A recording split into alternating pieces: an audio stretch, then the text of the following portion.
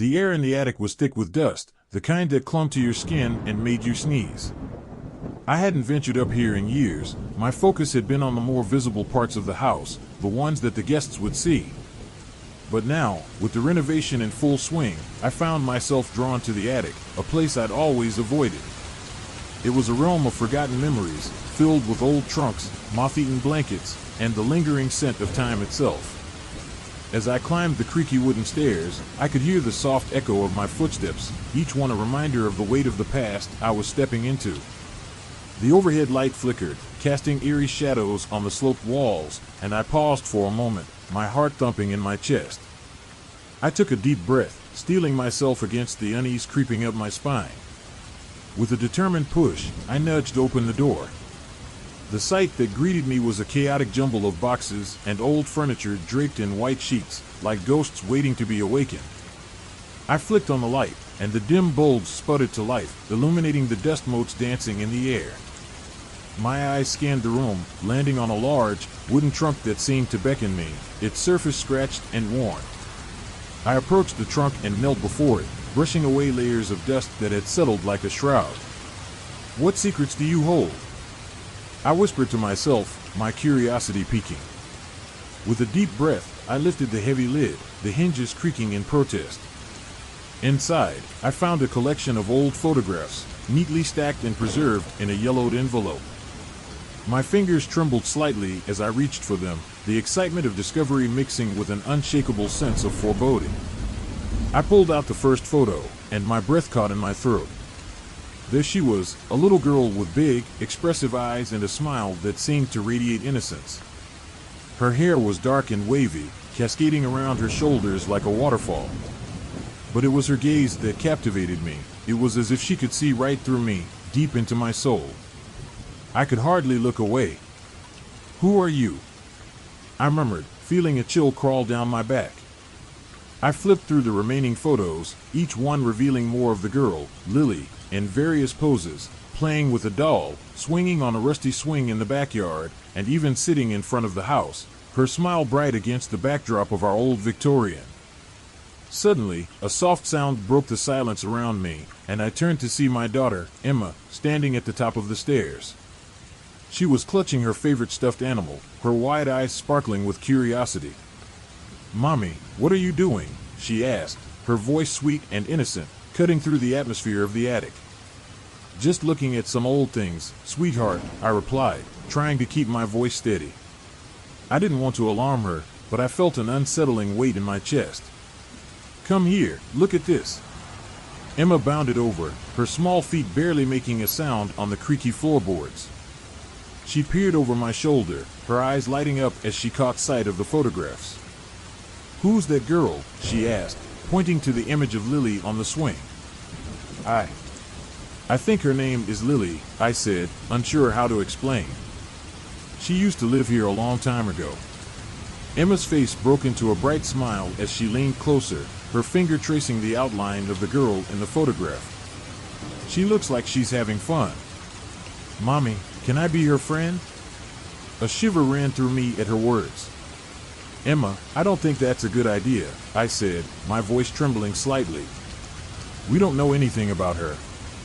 "But she looks nice," Emma insisted, her eyes sparkling with wonder. "I can see her in my dreams. She plays with me." My heart sank, and I felt a cold sweat break out on my forehead. "What do you mean, sweetheart?" I asked, trying to keep my tone light, but I could feel the weight of dread settling over me. "Lily," Emma said, her voice filled with excitement. "She's my friend. We go on adventures together. You should see the places we go. She's super fun." "Adventures?" I echoed, my mind racing. "What kind of adventures?" Emma grinned, her face alight with joy. "We go to the park and the beach. And once, we even flew in the sky." She spun around in circles, her laughter ringing in the musty air of the attic. "She shows me all her secrets." I felt a knot tighten in my stomach. "Emma, honey, I need you to promise me something," I said, trying to keep my voice steady. "You shouldn't play with people you don't know, okay? Especially if they're from the past." Emma paused, her expression shifting from joy to confusion. But Mommy, she's my friend. She says she's lonely and wants to play with me. Emma, listen to me, I said, feeling a sense of urgency rising in my chest. I don't want you to get hurt. We don't know what happened to Lily. We can't trust her. But Mommy, she's so nice. Emma pouted, her brows furrowing in defiance. She wouldn't hurt me. I took a deep breath, trying to calm the rising panic inside me. Sweetheart, sometimes people can seem nice, but we don't know what's really going on. I just want you to be safe. Emma crossed her arms, her lips forming a stubborn line. I don't care. She's my friend, and I want to see her. Just then, I heard a faint whisper echo through the stillness of the attic, a soft voice that seemed to float through the air. Emma, it called, so faint I almost thought I imagined it. I felt my heart quicken, dread flooding my veins. Did you hear that? I asked, my voice barely above a whisper. Emma's eyes widened, but she nodded vigorously. It was Lily. She wants me to come play. No, Emma, we need to go downstairs right now, I said, my voice firm. I grabbed her hand and led her away from the trunk, but a part of me felt a strange reluctance to leave the attic behind. Mommy, wait, Emma cried, pulling back. I want to stay. Lily is waiting for me. But I couldn't shake the feeling that something was terribly wrong. We can't stay, Emma, I said, urgency creeping into my voice. Let's just go downstairs for now. We can talk about Lily later. As I led her down the stairs, I felt a chill wrap around me like a shroud. I couldn't shake the feeling that whatever connection Emma had with this girl was more than just imagination. It felt like a thread pulling me deeper into something I didn't understand. Later that night, as I lay in bed, my mind raced with thoughts of the attic and the girl in the photographs. I could still see Lily's face in my mind, her eyes so hauntingly familiar. Had Emma truly made a friend, or was this a manifestation of something darker? I couldn't ignore the feeling that we had uncovered something profound, something that would not rest until it was fully understood. I glanced over at Emma, who was sleeping soundly in her bed, her little face peaceful. For now, I would protect her from the shadows lurking in our past. But I couldn't shake the nagging feeling that the attic held secrets that were ready to be revealed, and that somehow, we were all intertwined in a story that was far from over. I climbed the narrow, creaking stairs to Emma's room, my heart heavy with worry. The sun was setting, casting long shadows across the hallway, and the air felt charged with an unsettling energy. My mind raced back to the moment I found those old photographs in the attic, a little girl with hauntingly beautiful eyes, captivating yet eerie. I shook off the goosebumps creeping up my arms as I pushed open the door to Emma's room. Emma? I called softly, stepping inside. The walls were painted a soft lavender, adorned with stickers of princesses and fluffy clouds. But tonight, the cheerful decor felt almost out of place. Emma sat on her bed, her tiny legs swinging back and forth, lost in thought. She was clutching the photo of Lily, the girl from the attic, like a treasure. Mommy, she exclaimed, her face lighting up. Look! Lily wants to play. She held the picture up, her small finger tracing the outline of the girl's face. I swallowed hard, a knot forming in my stomach. Emma, sweetheart, who is Lily? I asked, forcing a smile to mask my unease. My friend, she chirped, her innocence shining as brightly as the sun. We have so much fun together. We go on adventures. Adventures? I echoed, trying to sound casual.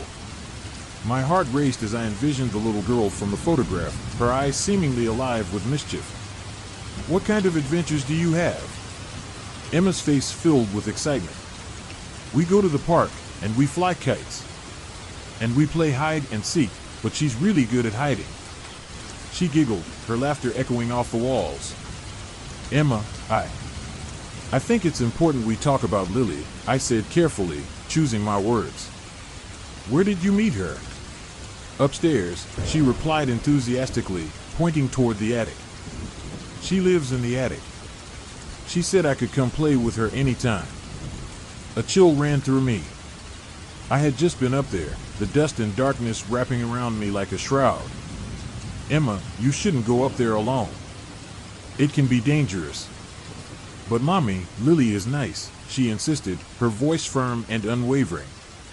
She wouldn't hurt me. She's my friend.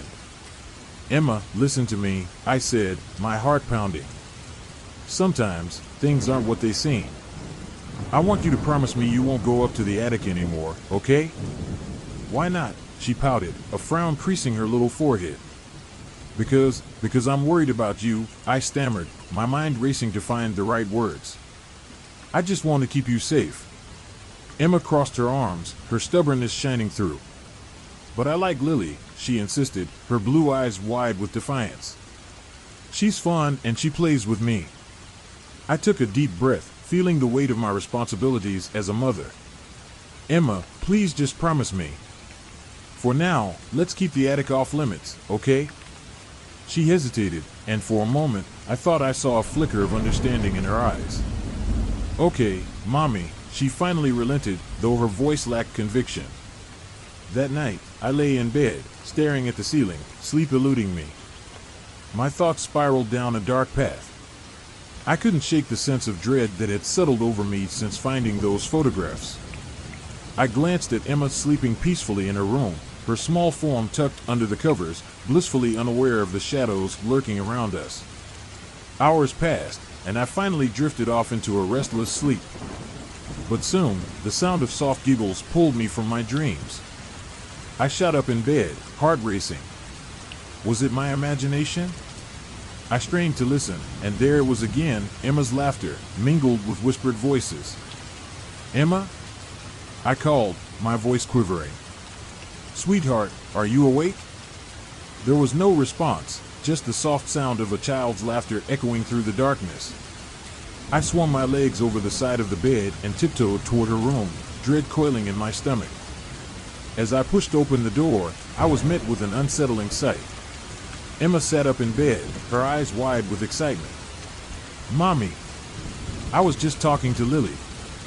She said we can go to the garden tomorrow. I could hardly breathe. Emma, what do you mean? What do you mean you were talking to her? She's right here, Emma exclaimed, pointing to the empty space beside her. She said she likes you. She wants to be your friend too. My heart raced, and I felt an icy chill creep down my spine. Emma, listen to me. You don't know her. You don't know who she is. You're too young to have a friend like that. Why not? Emma pouted, her expression a mixture of confusion and defiance. She's nice. She plays with me. I knelt beside her bed, grasping her tiny hands in mine. I need you to promise me you won't talk to her anymore, I urged, my voice trembling. I'm serious, sweetheart. I'm scared. Emma's face fell, and she looked at me as if I had taken away her favorite toy. But I don't want to stop. I like her. Emma, I know you do, but sometimes friends can be dangerous, I replied, searching for the right words. What if she tries to take you away from me? You need to promise, please. Fine. Emma huffed, tears welling up in her eyes. But I don't want to. I bit my lip, feeling a wave of guilt wash over me. I know it's hard, honey, but I'm your mommy, and I just want to protect you. The next morning, I tried to shake the feeling of unease that clung to me like a heavy fog. I brewed coffee, my hands shaking as I poured the steaming liquid into a mug. I needed to talk to David about this. I needed him to understand the danger I felt. David? I called out, looking for him in the living room. He looked up from the newspaper, concern etched across his face. What's wrong, Megan? You look pale. I'm worried about Emma, I admitted, my voice trembling. She keeps talking about this girl named Lily. It's like she's become obsessed with her. David put down the newspaper and walked over to me. Lily? The girl from the attic? You think she's a bad influence on Emma? I don't know, but she said they go on adventures together. I don't want Emma to get hurt, I confessed, my heart racing. Maybe we should consider moving, David suggested, his brows furrowing together. It's not worth the risk. We can find somewhere else to live. No, we can't just run away. This is our home. I protested, feeling desperation creeping in. But I need to figure out what's going on with Lily. There has to be something about this girl we don't know.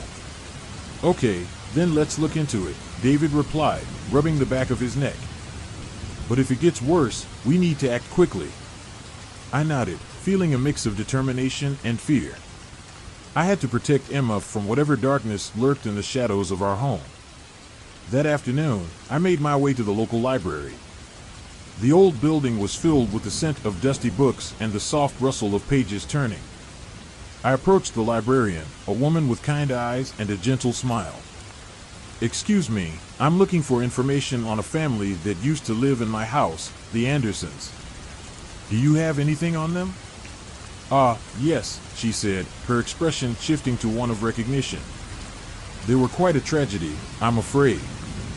Their daughter, Lily, went missing many years ago. It was a heartbreaking story. Missing? I echoed, my heart sinking. What happened? The librarian led me to a secluded corner filled with old newspapers. There were articles about it, but not much was ever confirmed. The family suffered greatly after her disappearance. The parents never recovered. I felt a chill wash over me as I sifted through the yellowed pages, each article detailing the sorrow of the Andersons. As I read, an unease settled deep within me.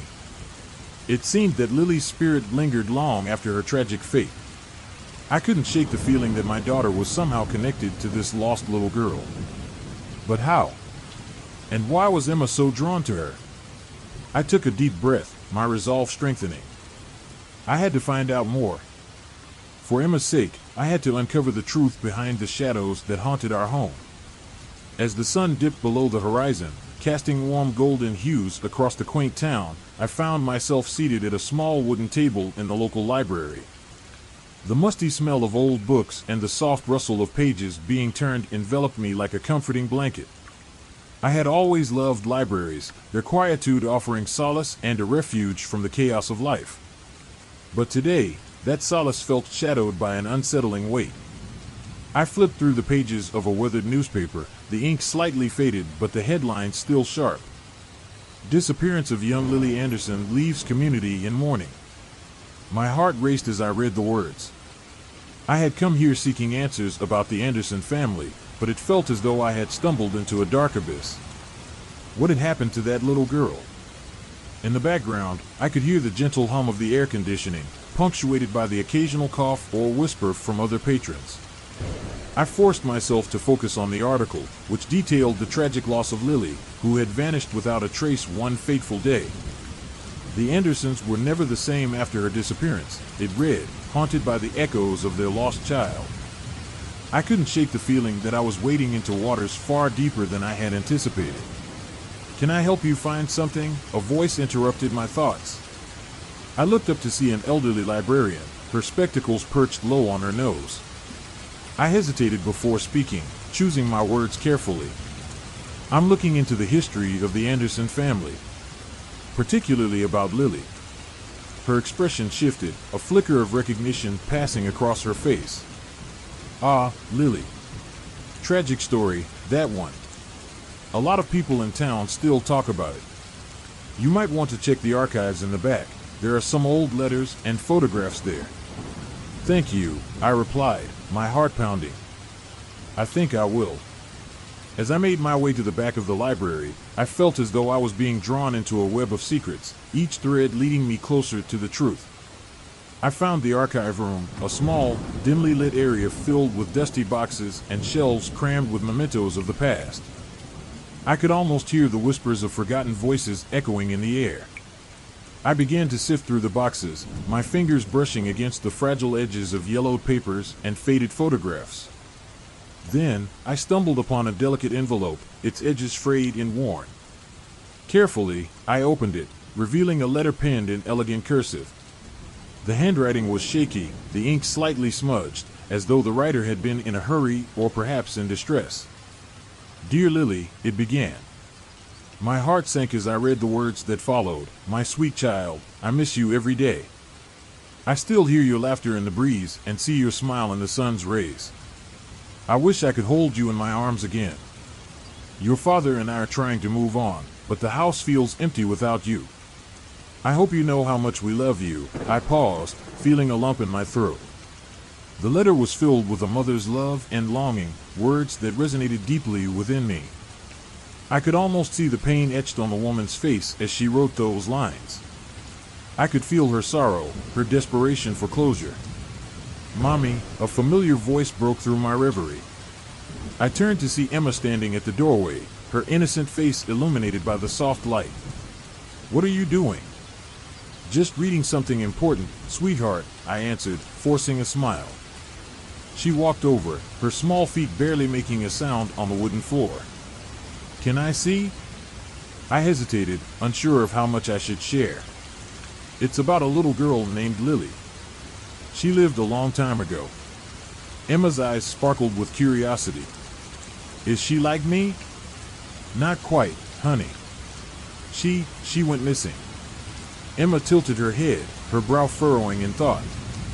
Where did she go? I swallowed hard, trying to find the right words. No one knows. But her family loved her very much, just like I love you. Do you think she's still here? Emma asked, her voice barely above a whisper. The question hung in the air like an unspoken truth, chilling me to the bone. I don't know, I replied honestly, my heart racing. But I think her spirit might be close. Emma's face lit up with a smile. Maybe she's my friend. I felt a shiver run down my spine. Maybe, I said, trying to keep my tone light. But we have to be careful. Why? Sometimes, when we lose someone, they can leave behind a lot of feelings. And those feelings can be complicated. Like sad? Exactly, sweetie. Sad and lost. Emma nodded as if she understood, though I knew that her 5-year-old mind could only grasp so much. I watched her as she wandered around the room, her small hands trailing along the spines of books, oblivious to the darkness that seemed to pulse around us. Returning my attention to the letter, I continued reading. The mother wrote about her dreams of Lily, how she believed her daughter might still be alive in some way. The words "I will never stop searching for you" echoed in my mind, resonating with my own unresolved grief. Mommy? Emma interrupted again, pulling me out of my thoughts. What does it mean when someone is still alive in some way? I looked at her, trying to find the right words. It can mean that we hold onto their memories, their love. Sometimes, we feel their presence, even if they're not really here. Emma's eyes sparkled. Like when I think about Grandma? Exactly, just like that. As I finished reading the letter, I realized it wasn't just a lament for Lily, but also a desperate grasp for connection. The mother's hope that her daughter could somehow hear her, feel her love, was palpable. It made me reflect on my own life, my own losses. The weight of my brother's absence was still a heavy burden I carried. Mommy, can we go home? Emma's voice broke through my thoughts again. Sure, sweetie. Let's go. I tucked the letter back into its envelope, the words swirling in my mind like ghosts. I walked hand in hand with Emma, the library's silence contrasting sharply with the chaotic thoughts racing through my head. I couldn't shake the feeling that Lily's story was intertwined with my own, that somehow, her pain mirrored my own. On the drive home, the streets blurred as I replayed the mother's words in my mind. Your father and I are trying to move on. I understood that struggle all too well. I had tried to move on after losing my brother, but there were days when it felt impossible. The ache of grief was a familiar companion, one that I had learned to live with but never truly shake off. Once home, I tucked Emma into bed, her small figure enveloped in the cozy blanket. I kissed her forehead, lingering for a moment, wishing I could protect her from the darkness that loomed on the edges of our lives. Mommy, she murmured, her eyes fluttering open. Yes, darling? Will Lily come to play tomorrow? I hesitated, my heart racing. We'll see, sweetie. Just remember, it's important to keep our hearts open, but also to be careful. Okay, she said, her eyes closing once more. I stepped out of her room, a sense of dread washing over me. The shadows of the past felt closer than ever, the weight of Lily's story pressing down on my shoulders. I could almost hear the echoes of her mother's cries, mingling with my own unresolved pain. As I stood in the hallway, staring at the family photos on the wall, I realized that every smile masked a story, every laugh a hidden sorrow. And somewhere deep down, I feared that the connection I felt with Lily was not only a thread of empathy but a reflection of my own grief, a reminder that some wounds never truly heal. I turned off the lights and made my way to my room, a heavy heart weighing me down. The night was thick with silence, but I could feel the presence of something just beyond my reach, waiting in the shadows. I lay in bed, staring at the ceiling, the darkness wrapping around me like a shroud, wondering what awaited me in the days to come. Would I be able to protect Emma from this haunting presence, or would we both be drawn deeper into a world where the lines between love and loss blurred into one? I stood in the dimly lit attic, the air thick with dust and the weight of memories long forgotten. The wooden beams creaked above me as I rummaged through the boxes that had not been touched for years. My heart raced with a mix of nostalgia and dread, each item I uncovered a whisper from the past. I had always been drawn to the stories that old houses held, but this one felt different.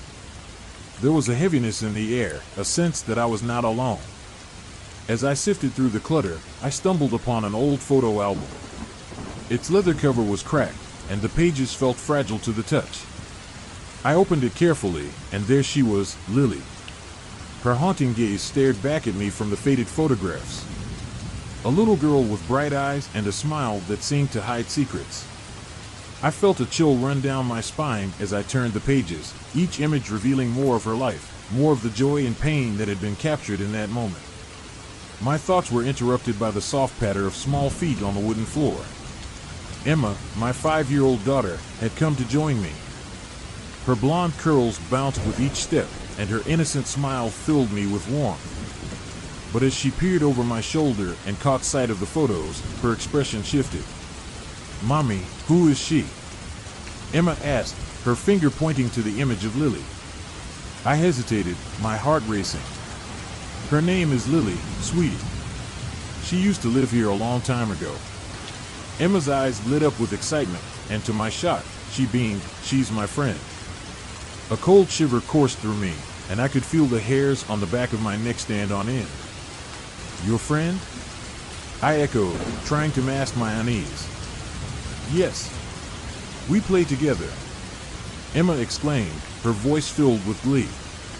"Emma, you know she's not here anymore, right?" I said, my voice trembling slightly. "But she is. I see her all the time," Emma insisted, her small face scrunching up in determination. A knot formed in my stomach. What did she mean? I forced a smile, trying to dismiss the unsettling feeling creeping into my mind. "Okay, honey. Just be careful, all right?" That night, I lay in bed wide awake, the shadows in the room playing tricks on my mind. I listened intently, hoping to hear the soft breaths of my daughter, but instead, I heard something else, a soft, quiet voice. "Emma?" I called out softly, rolling over to face her bed. No response. I sat up, the darkness wrapping around me like a heavy blanket.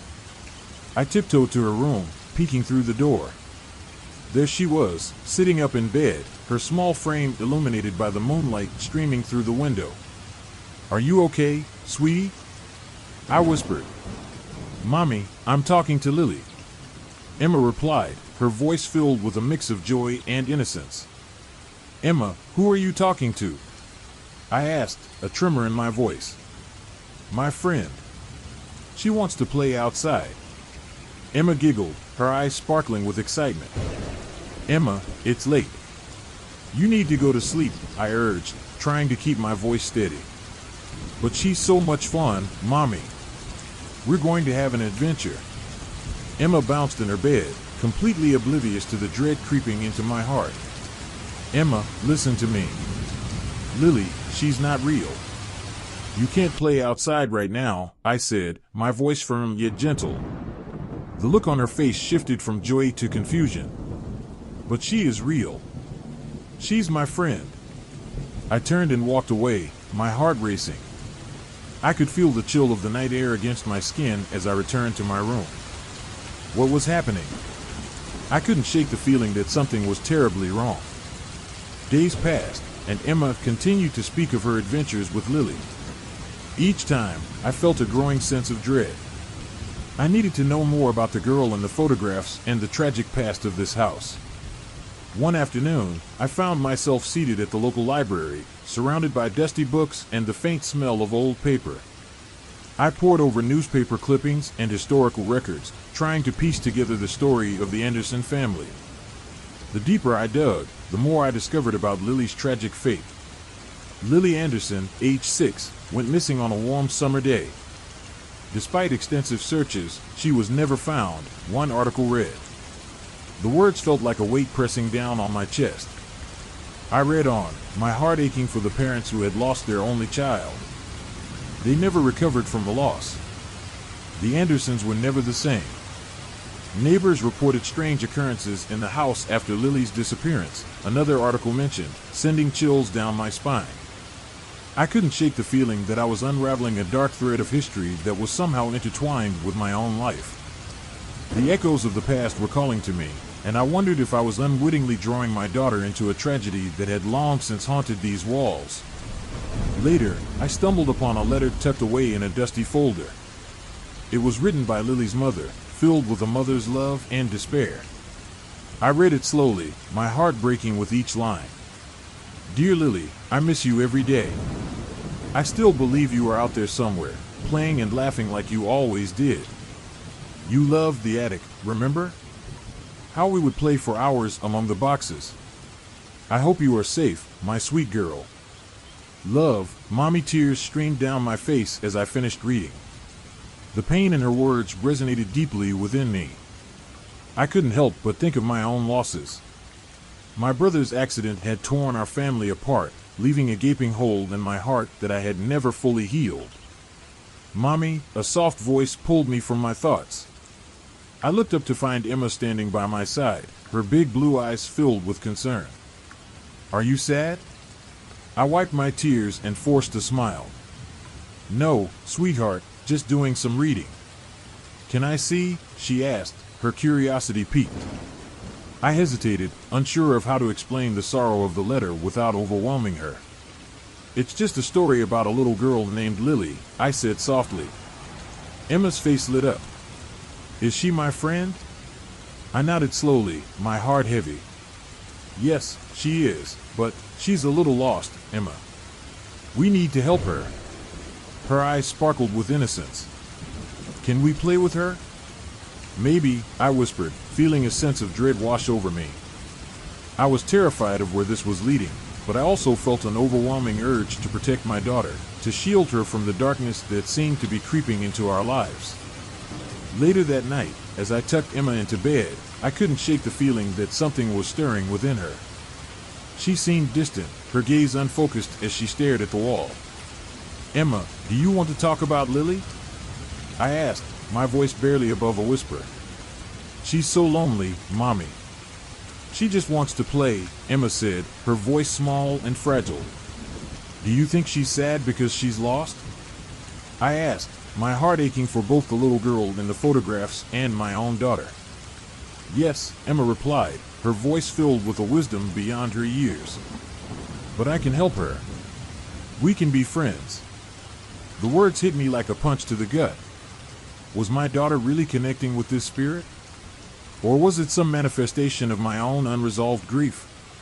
I felt a knot in my stomach as I tried to process what Emma was saying. Emma, listen to me, I said, my voice trembling. It's important that we remember Lily, but we also need to be careful. She might not be the same as you think. Emma frowned, her small face scrunching up in confusion. But I love her, Mommy. She makes me happy. Of course, but sometimes things aren't what they seem, darling, I said gently. I just want to make sure you're safe. She nodded, but her eyes were distant, as if she were already lost in a world I couldn't reach. As I kissed her goodnight, I felt a sense of foreboding settle over me. The connection between my daughter and Lily was growing stronger, and I couldn't shake the feeling that I was losing her to a past that I didn't fully understand. That night, I lay awake, replaying the events of the day in my mind. My heart raced as I thought about the letter, the tragedy, and the innocent spirit of the little girl who seemed to be reaching out to my daughter. Is this really happening? I whispered to the empty room. Or am I just imagining things? As I drifted off to sleep, I felt a weight on my chest, a whisper of something dark lurking in the corners of my mind. I had opened a door to a world I didn't understand, and I was terrified of what lay on the other side. But I also knew I couldn't ignore it. Not when my daughter was involved. And so, with a heavy heart, I prepared myself to confront the darkness that had begun to entwine our lives, hoping to find a way to protect Emma and uncover the truth about Lily. I stood in the dimly lit hallway, my heart racing as I made my way toward Emma's room. The house felt different now, heavier, as if the walls themselves were whispering secrets I wasn't meant to hear. I could still hear her laughter echoing in my mind, the way she had smiled at the photo of Lily as if she were an old friend. My instincts screamed at me that something was terribly wrong. "Emma," I called softly, pushing open her bedroom door. The faint glow of a nightlight illuminated the space. My daughter was sitting up in bed, her little legs crossed beneath her, her gaze fixed on the far corner of the room where shadows danced. I felt a chill crawl up my spine. "Mommy, I was just talking to Lily," Emma said, her voice cheerful, unbothered by the ominous atmosphere that seemed to thicken around us. "Emma, sweetheart," I knelt beside her bed, forcing a smile. "Can we talk about Lily for a minute?" "Okay," she chirped, as if I had asked if she wanted ice cream. "Who is she? Where did you meet her?" I asked, trying to keep my voice steady even though my heart raced. "She's my friend. She has pretty hair and loves to play," Emma replied, her eyes alight with excitement.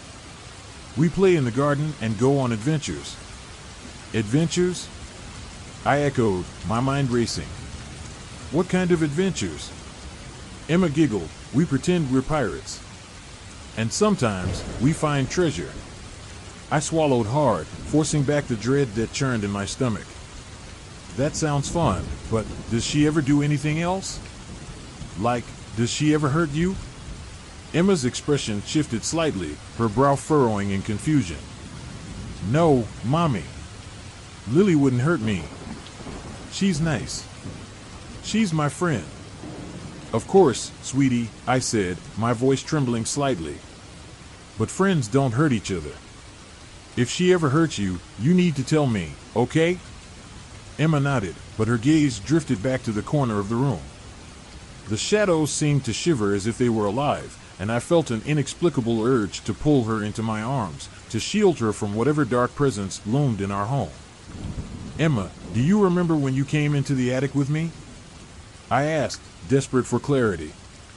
"Do you remember that photo of the little girl?" "Yes.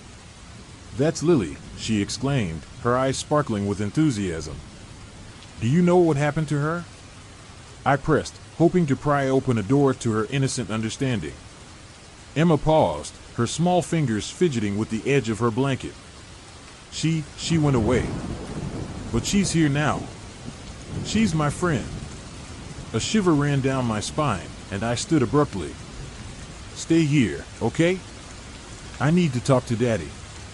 I left her room, my heart pounding, each step echoing in the quiet house. David was in the living room, sprawled on the couch, his face illuminated by the flickering light of the television. He looked up as I entered, concern etched onto his features. "Megan? You okay?" I ran my fingers through my hair, fighting back the urge to scream. "It's Emma. She keeps talking about Lily, and it's getting worse. She says they're playing pirates, and she's saying things that don't make sense." David frowned, sitting up straight. "Lily? The girl from the photo? I thought you said she just looked like a regular kid. What's wrong with this?" "I don't know," I admitted, frustration spilling over. but she's been saying things about adventures and treasure. She talks to her as if she's right there with her. And then she came to me with scratches on her arm. David's expression darkened, and he stood, running a hand through his hair. You think it's some kind of spirit? That she's in danger? I don't know what to think. I cried, panic rising in my chest.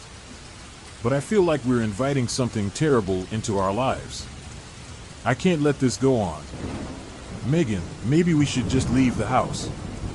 I mean, if this is really affecting her, leave? I interrupted, my voice rising higher than I intended. This is our home.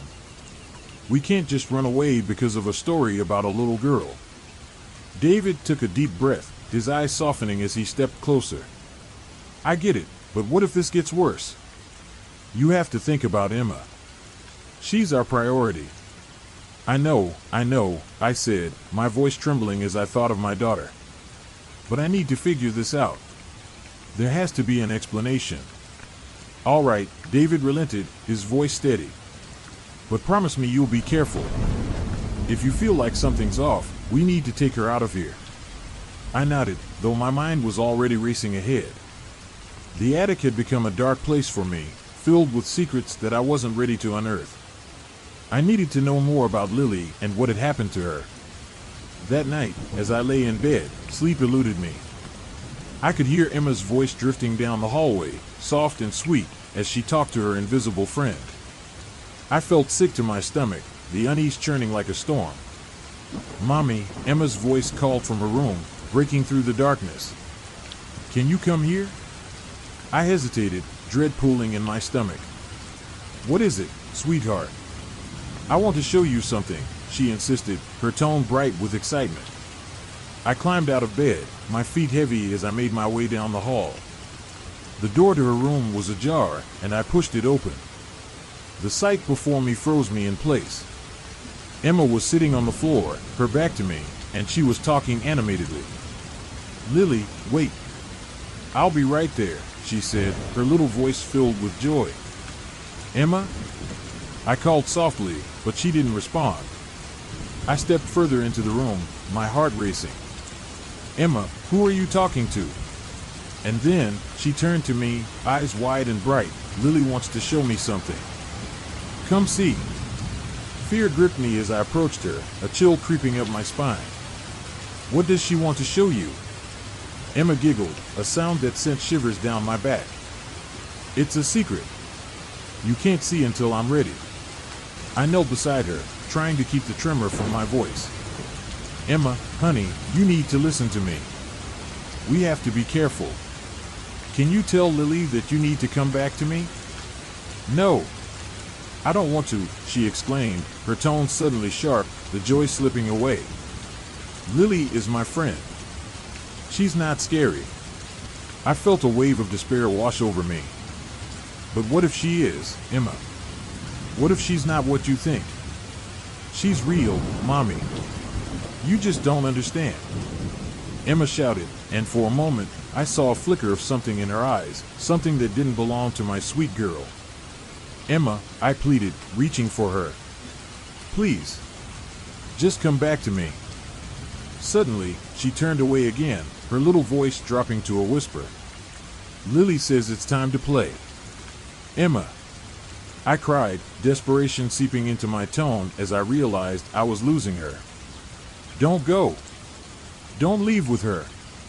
But she simply giggled, and I felt my heart shatter as she turned her back to me, completely absorbed in whatever dark game she was playing with her invisible friend. I was about to grab her when I heard a faint whisper, like the rustle of leaves in the wind. It came from the corner of the room where the shadows seemed to gather. Come play with us, it said, soft and melodic, yet laced with an undercurrent of something sinister. Emma. I shouted, panic flooding my veins. We need to go. Now. In that moment, I saw the shadows shift, curling around my daughter as if trying to pull her deeper into their embrace. Mommy, Emma's voice broke, and suddenly, she looked more frightened than I had ever seen her. I don't want to play anymore. I lunged forward, grabbing her arm just as the shadows began to recede, and I felt a sudden chill sweep through the room. Let's go, I said, my voice trembling as I pulled her toward the door.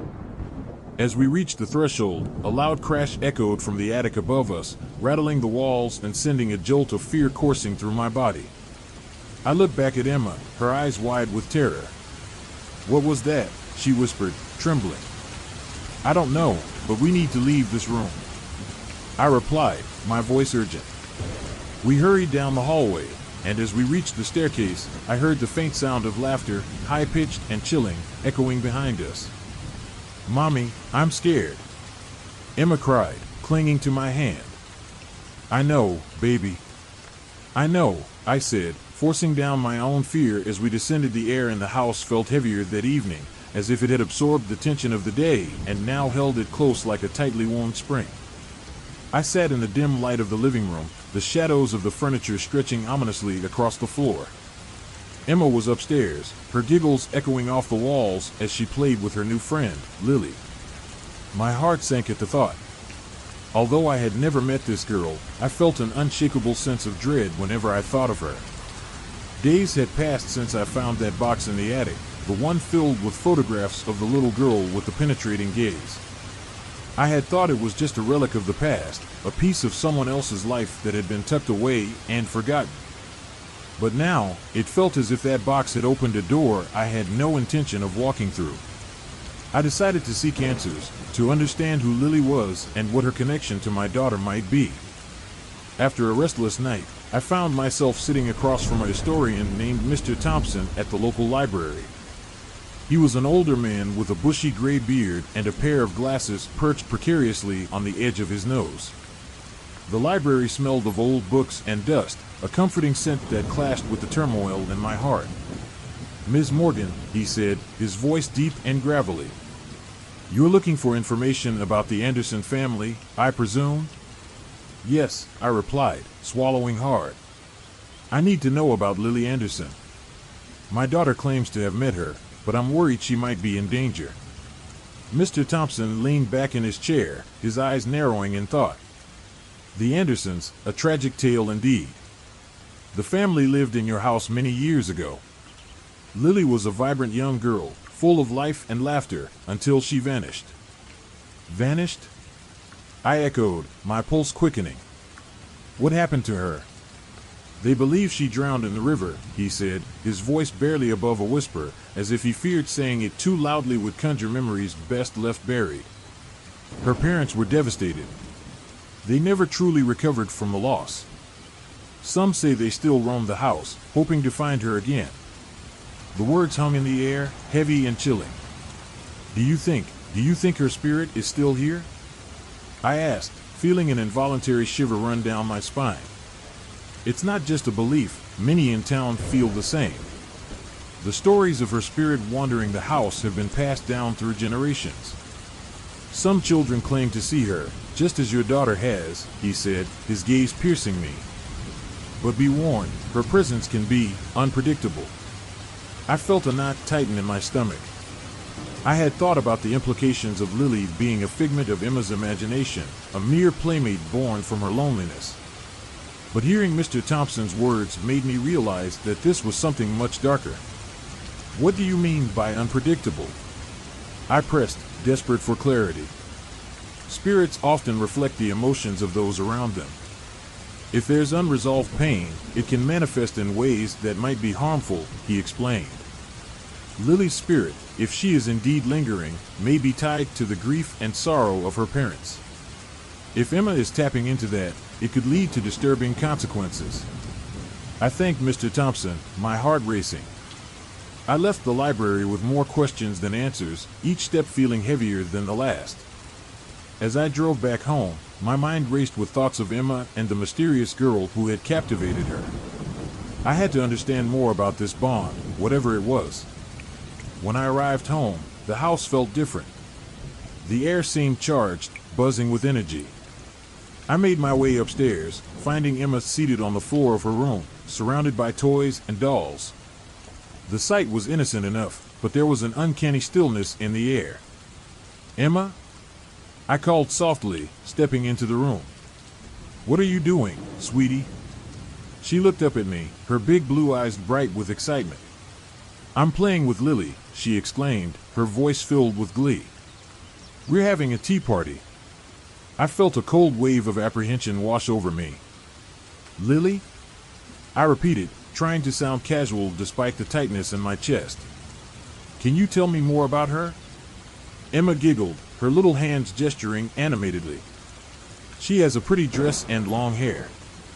She says we're best friends. A lump formed in my throat. Do you know where she came from? I asked, my voice trembling slightly. Emma shook her head, her curls bouncing. No, but she's really fun. We play hide and seek, and she shows me the best hiding spots. A chill crept over me. I remembered the old photographs of Lily, her hauntingly beautiful smile now feeling like a mask hiding something sinister. Emma, does Lily ever make you feel scared? I ventured cautiously. She frowned, her brow furrowing in confusion. No, Mommy. Lily is nice. She's my friend. I forced a smile, but inside, a storm raged. Okay, sweetie, but if she ever makes you feel bad, you tell me, all right? Okay. Emma chirped, seemingly unfazed. That night, I lay awake, staring at the ceiling, my mind replaying the conversation with Mr. Thompson. I could hear Emma talking softly to herself, her voice drifting up from her room. It was a sweet sound, but it seeped into my bones, making me cold. I wanted to believe that Lily was just a figment of Emma's imagination, a harmless friend. But the deeper I delved into the history of the house, the more I feared what was lurking beneath the surface. The next day, I returned to the library, driven by a sense of urgency. I needed to know more about the Andersons, about Lily's disappearance. I spent hours poring over old newspapers and records, my heart racing at every mention of the family. The stories were riddled with sorrow, tales of a community grappling with loss and heartache. I stumbled upon a letter in a dusty old book. It was addressed to a friend from the mother of Lily. Trembling, I unfolded the delicate paper. The letter was filled with love and desperation, the ink slightly smudged, as if the writer had shed tears onto the page. My dear Susan, it began, every day feels like a lifetime without her. I see her in every corner of this house, hear her laughter echoing in my mind. I can't bear the thought of her being gone. Sometimes I feel her presence, as if she's still here with me. I just wish I could hold her again. Reading those words, I was overcome with emotion. The mother's pain was palpable, as was the love she held for her daughter.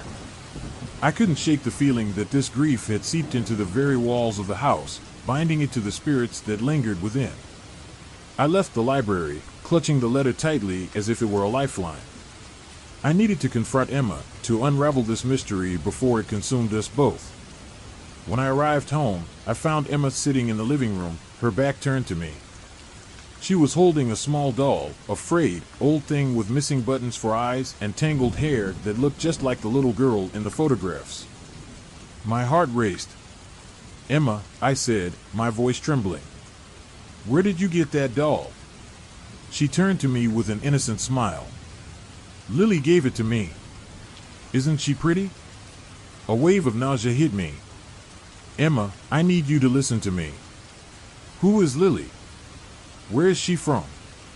Emma's eyes widened, and for a moment, she looked lost. She's my friend, Mommy. She's always here. I knelt down to her level, desperation clawing at my insides. But Emma, what if she's not just a friend? What if she's something else?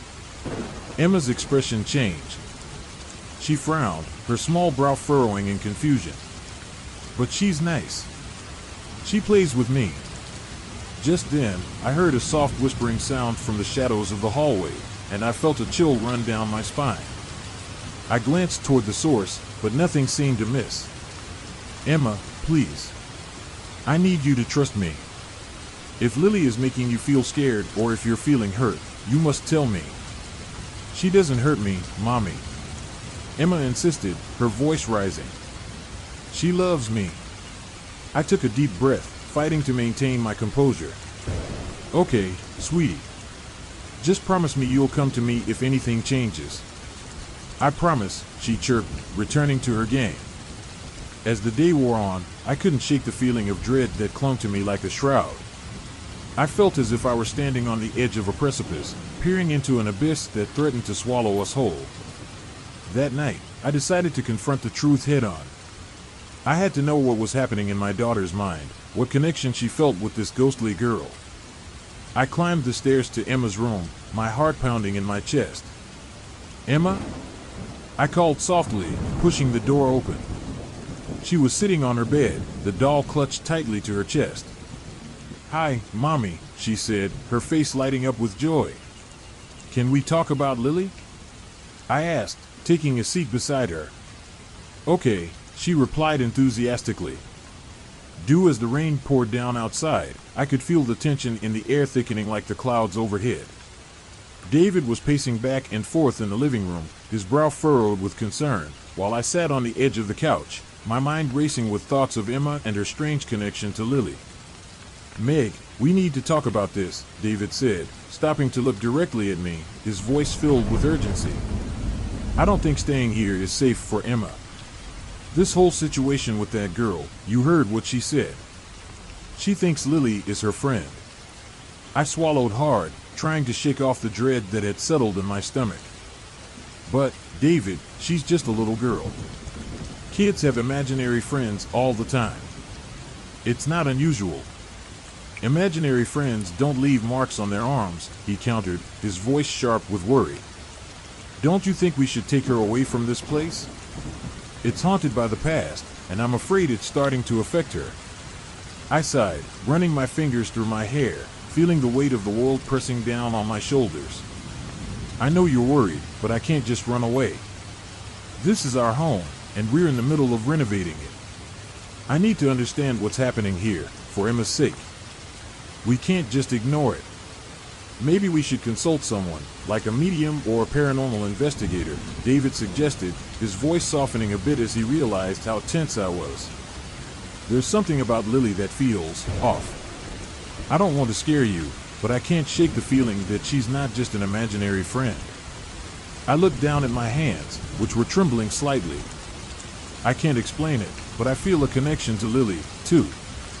Maybe it's because of my own past, or because I see how much Emma needs someone to play with. But I can't let this consume us." David crossed his arms, a deep frown settling on his face. "And what if that connection leads to something dangerous? What if Lily wants something from Emma?" The thought sent a chill down my spine. I had considered that possibility but had brushed it aside, hoping it was just my imagination. "I can't believe that. I think she just wants a friend. Emma is lonely, she just moved to a new place and doesn't know anyone. Lily is dead, Meg. She's not just a little girl, she's a spirit trapped in this house, and I fear she's reaching out to Emma for a reason." David's voice was firm, but there was a hint of desperation in his eyes. "Please, let's think about leaving, at least for a little while." I looked into his eyes, searching for any sign of doubt. "And where would we go? The renovations are halfway done, and I can't just abandon everything we've worked for. I need to figure this out." David sighed, his shoulders slumping. "You're right, but we need to do something. I don't want to see Emma get hurt." "I'll think about it," I said softly, my heart heavy with the weight of his words. "But I need to talk to Emma first. I want to understand what's going on in her head." As I made my way upstairs to Emma's room, the floorboards creaked beneath my feet, echoing the tension in my heart. I pushed open the door, half expecting to see her engrossed in her toys or reading a book. Instead, I found her sitting on the floor, surrounded by her dolls, chattering away to herself. "Emma?" I called gently, kneeling down beside her. "Can we talk for a moment?" She looked up at me with wide, innocent eyes, her face lighting up with a smile. "Hi, Mommy. I was just playing with Lily. We were having a tea party. Do you want to join?" My heart sank at the mention of Lily. "Sweetheart, can I ask you something? Who is Lily?" Emma tilted her head to the side, a thoughtful look crossing her face. "She's my friend. She's so much fun. We play together all the time. We go on adventures. Adventures? I pressed, trying to mask my anxiety. What kind of adventures do you go on? Emma clapped her hands together, her excitement palpable. We go to the park. And we ride on swings. And sometimes we go to the moon. The innocence of her words tugged at my heart, but I had to know more. And does Lily ever tell you things? Like about where she lives or how she got to be your friend? My daughter's brow furrowed slightly as she thought. She lives in our house. She says she's always been here, waiting for me to find her. She loves it when I play with her. I felt a shiver run down my spine. Emma, is Lily ever scary? Does she ever hurt you? She shook her head vigorously, her curls bouncing. No. She's the best. She's like a sister. She wouldn't hurt me. We're best friends. Have you ever seen Lily? Like, really seen her? I asked, my heart racing. Emma's expression turned thoughtful again. Sometimes I see her out of the corner of my eye, but she's always there when I'm playing. She's really pretty, Mommy. She has long hair and a beautiful dress. I took a deep breath, trying to steady my racing heart. What if we tried to let Lily go? Maybe she needs to find her way home. Emma's eyes widened in surprise. But I don't want her to go. She's my friend. I understand, sweetheart, but sometimes friends need to move on so they can be happy. Just like you will make new friends when you start school. No, I don't want to lose Lily. Emma protested, her little face scrunching up in distress. Emma, listen to me, I said gently, crouching down so that we were eye to eye. I love you more than anything in the world, and I want you to be safe. If Lily is making you feel scared or if she's hurting you, we need to help her. We can have a special goodbye. It doesn't mean you have to forget her. Her eyes filled with tears, and she sniffled. But I love her. She makes me happy. I know, sweetheart. You can always keep the memories in your heart. We can remember her together, but right now, it's important for you to be safe. You trust me, right? Emma nodded slowly, still sniffling. I trust you, Mommy. Okay, I said, wiping a tear from her cheek. Let's do something special for Lily, together. I'll help you, and we'll make sure she knows she can go be happy. Would you like that? Will she really be happy? Emma asked, her voice small. Yes, I believe so, I replied softly, wanting to comfort her. And you will be happy too. We can make a little ceremony to say goodbye, and I promise it will be beautiful. Emma wiped her eyes and gave me a small smile. Okay, Mommy. Can we make her a pretty place? Absolutely, I said, feeling a sense of relief wash over me. Let's gather some of your favorite things to give to her. We can use the doll you love and some flowers from the garden. As we began to gather the items, I felt a mixture of hope and dread. I wanted to believe that this would help Emma, that it would help us both find peace. But deep down, I couldn't shake the feeling that we were treading on dangerous ground. Mommy, do you think Lily will come to the ceremony? Emma asked, her curiosity shining through the earlier sadness. I hope so, I replied, forcing a smile. I think it's important for her to know that she is loved and that she can move on. It's a way for us to show her that we care. Emma nodded, a look of determination on her little face. Okay. Let's make it really special. As we prepared for the ceremony, I couldn't help but glance out the window at the storm raging outside. The wind howled, and the rain pounded against the glass, mirroring the turmoil in my heart. I just hoped that by helping Emma, we wouldn't awaken something darker in our home. Mommy? Emma's voice broke through my thoughts. Can we put a picture of us on the altar too? So Lily remembers us? Yes, that's a wonderful idea, I said, my heart swelling with love for my daughter. We'll make sure she knows she's not forgotten. As we finished our preparations, I felt a flicker of hope. Maybe this could work. Maybe we could help Lily find peace, and in doing so, help Emma heal as well. But as the storm continued to rage outside, I couldn't shake the feeling that we were standing on the edge of something we didn't fully understand. As I stood in the dimly lit living room, the atmosphere was thick with an uneasy tension, a mix of anticipation and dread. The walls of our old Victorian house seemed to whisper secrets I was not yet ready to hear. Today was the day I had decided to confront the lingering presence of Lily, the little girl who had somehow woven her way into the fabric of our lives. I glanced at the clock. It was nearly time for the ceremony I had planned. My heart raced as I moved to the dining table, where I had set up an altar for Lily.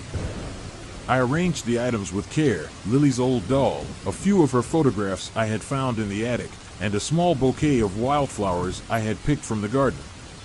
Each item felt heavy with meaning, as if they were imbued with the essence of a life lost too soon. I took a deep breath, trying to steady my nerves. "This is for you, Lily," I whispered, hoping my words would reach her wherever she was. Emma was in her room, playing quietly, blissfully unaware of the weight of the moment. I could hear her soft giggles echoing down the hall, a stark contrast to the somber task I was about to undertake.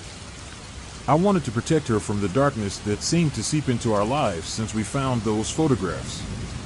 The thought of my daughter being drawn into something so tragic and incomprehensible filled me with a deep sense of foreboding. As I lit the candles on the altar, their flickering flames cast long shadows across the room, dancing like spirits eager to join the ceremony. I closed my eyes for a moment, letting the scent of the burning wax and wildflowers fill my senses. "Please, Lily," I said softly, "if you can hear me, know that we mean you no harm. We just want to help you find peace."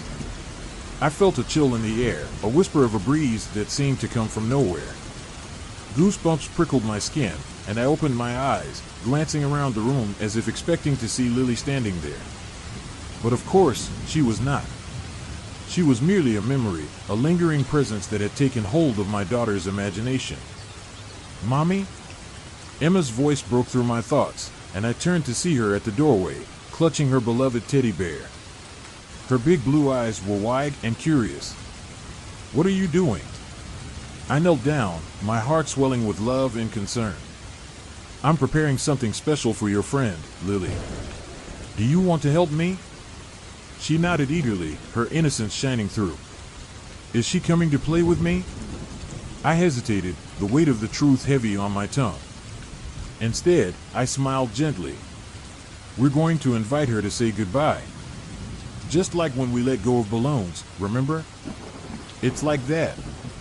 Emma's brow furrowed slightly, and she tilted her head, pondering my words. "But why would she want to go?" "She likes playing with me.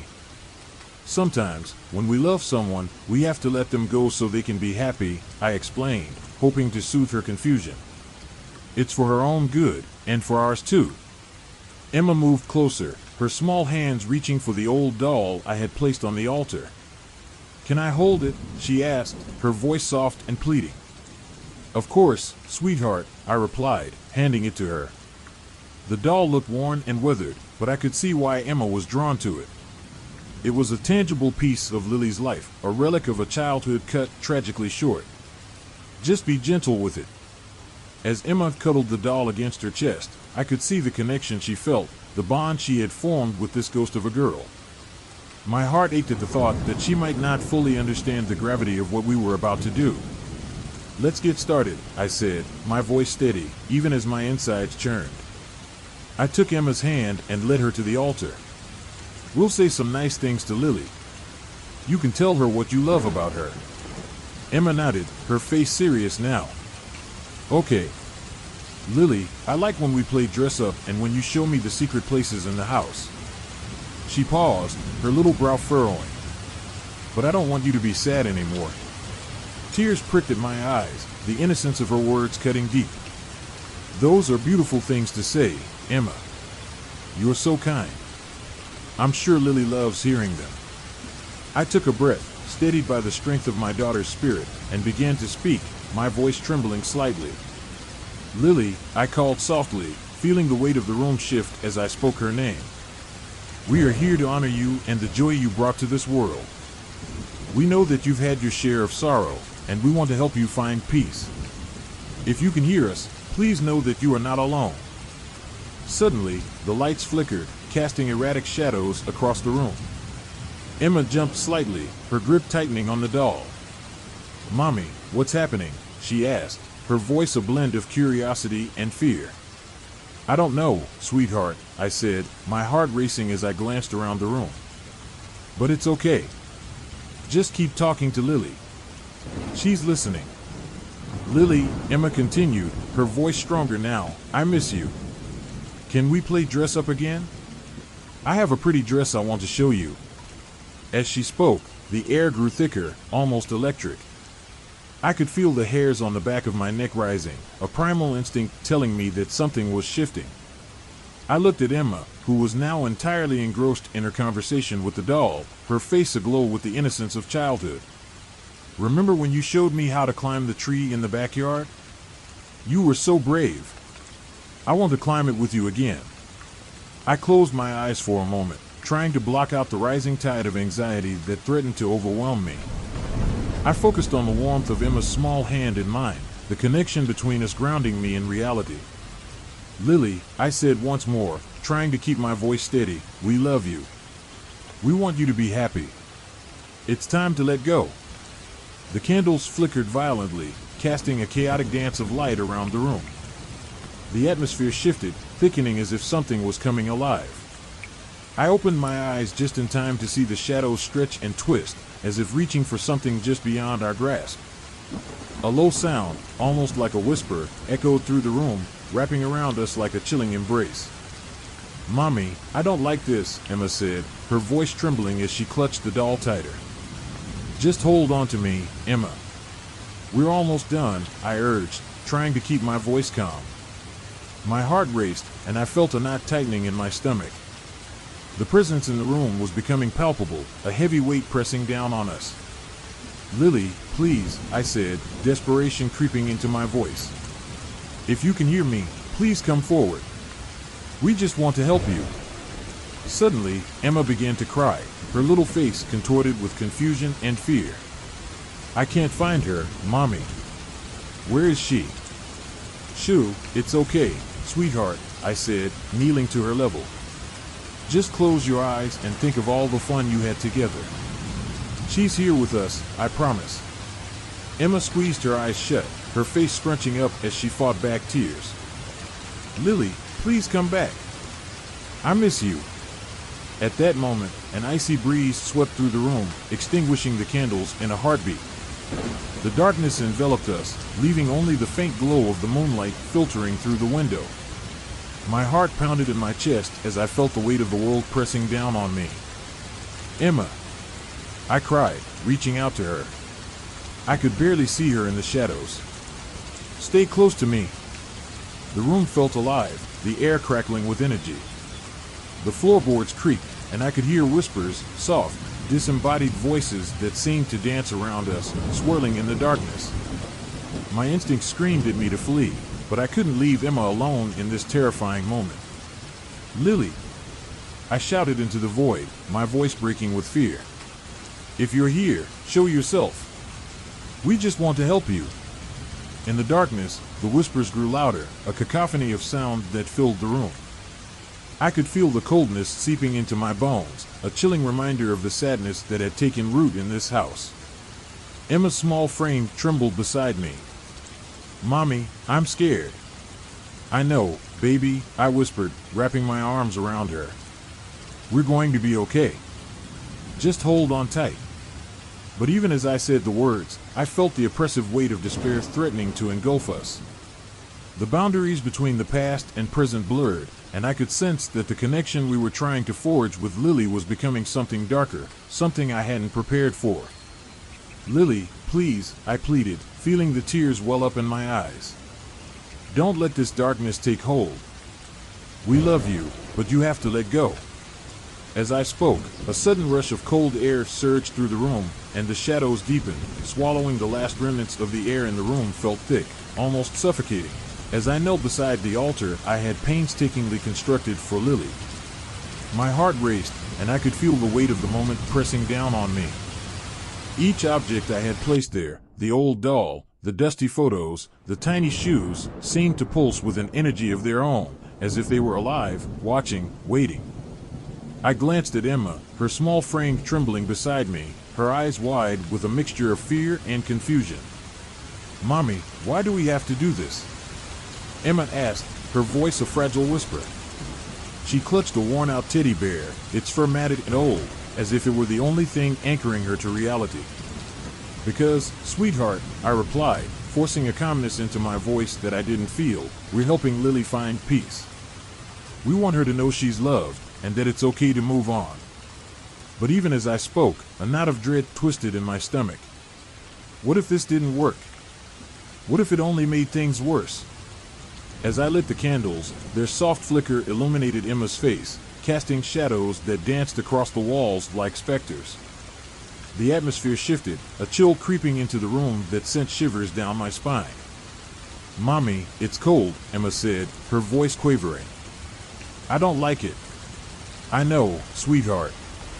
Just hold on to your bear tight," I urged her, reaching out to stroke her hair, trying to infuse her with a sense of comfort that I was struggling to find myself. "We'll be okay.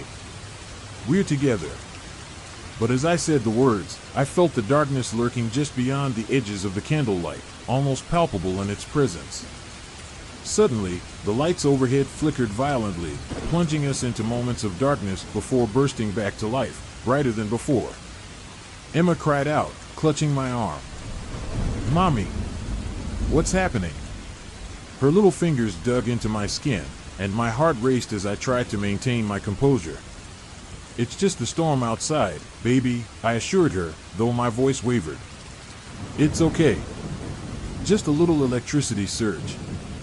But deep down, I knew it wasn't just that. The atmosphere grew heavier, and I could feel the tension in the air, as if the house itself was holding its breath. I glanced at the altar, and my heart sank as I noticed the flickering candles casting strange shadows that seemed to twist and turn almost on their own.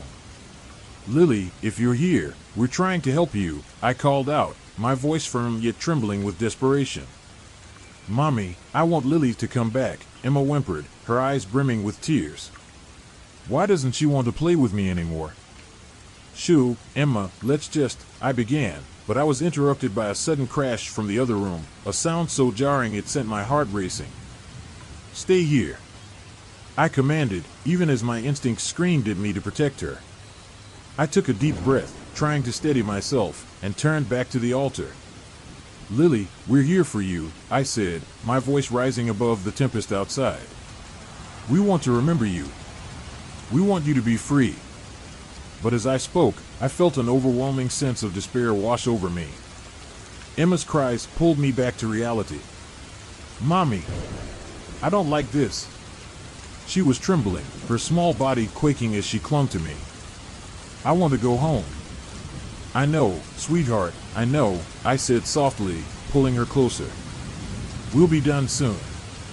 Just a little longer." But I could feel the energy in the room shifting, becoming almost hostile.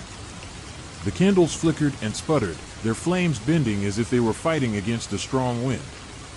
Suddenly, a gust of wind swept through the room, knocking over the altar. The candles fell, their flames extinguishing in an instant, plunging us into darkness. My heart raced as I scrambled to gather myself. "Emma!" I shouted, panic rising in my throat. "Where are you?" "Mommy!" Her voice was small and frightened, echoing in the enveloping darkness. I reached out, my hands grasping for her, desperate to find her in the chaos. "I'm right here, baby. I've got you." When I finally found her, I pulled her into my arms, my heart pounding in my chest.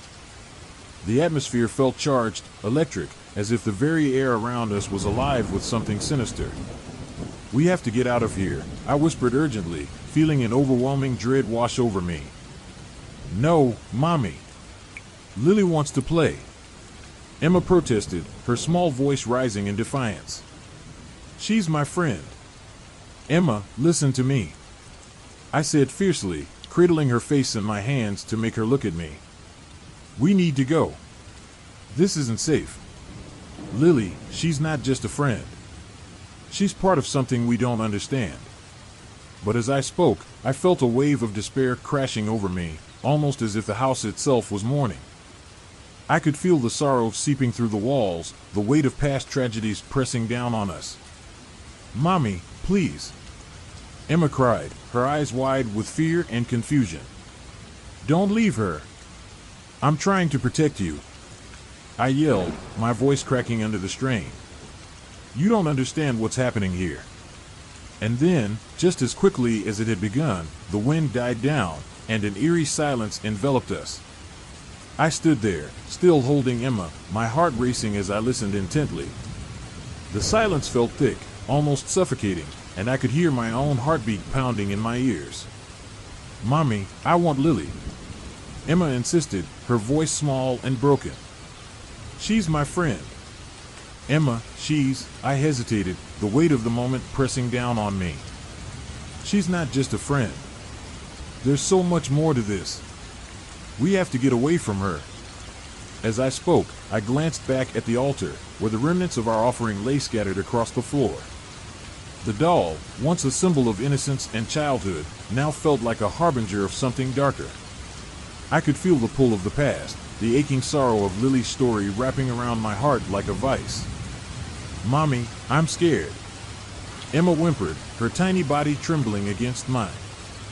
I could feel the warmth of her breath against my neck, and it steadied me, grounding me in the chaos. I took a deep breath, forcing myself to think clearly. "Okay, Emma. Let's try to find a way to make this right. Maybe if we tell Lily we love her, she'll understand that it's time to let go." "Do you think she'll listen?" Emma asked, her voice barely above a whisper. "I hope so," I replied, my heart heavy with uncertainty. "But we have to be strong together. Can you help me?" Emma nodded, her eyes shining with determination despite her fear. "Okay, Mommy. I'll help you." We turned back to the scattered objects on the floor, and I took a deep breath, trying to shake off the gnawing fear. "Lily," I called out, my voice steady. "We're here for you. We love you. You can find peace now." But as the words left my lips, I felt an overwhelming rush of energy, like a wave crashing over me.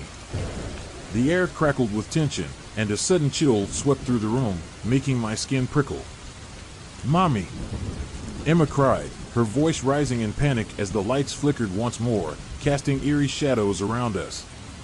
I held her close, my heart pounding as I tried to shield her from whatever was brewing in the darkness. "It's okay, Emma. Just hold on to me." But the air grew heavier, and I could feel the desperation of the past pressing down on us, almost suffocating in its intensity.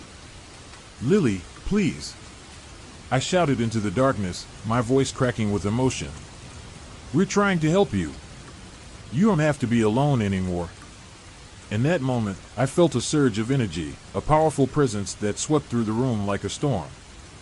The candles flickered violently, and I could hear whispers echoing around us, words I couldn't quite make out, but that sent chills racing down my spine. "Mommy, I don't like this," Emma cried, her voice breaking through the chaos. "I know, Emma. Just stay close," I shouted back, my heart racing as I tried to keep her grounded. But as I stood there, holding my daughter tightly, I knew that something was shifting, something darker than I could comprehend. The atmosphere crackled with energy, and I felt the weight of the moment bearing down on us as the boundary between the past and present began to blur. "Lily," I called out once more, desperation creeping into my voice. "You're not alone. We're here for you."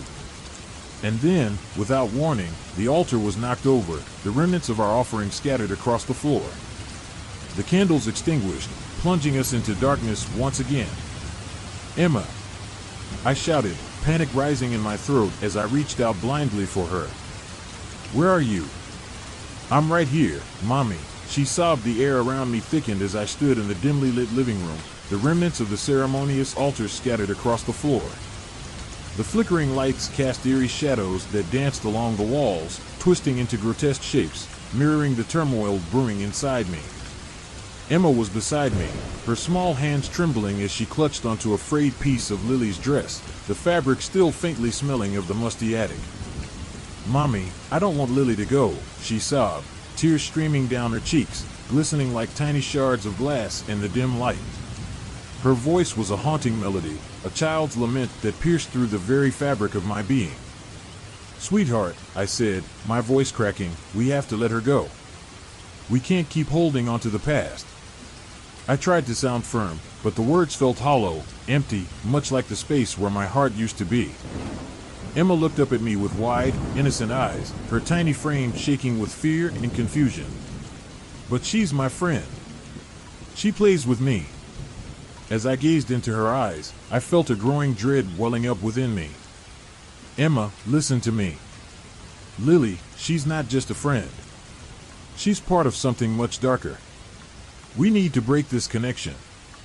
The winds outside howled, rattling the windows, as if the house itself were protesting against my words. I took a deep breath, my heart racing. "She's me."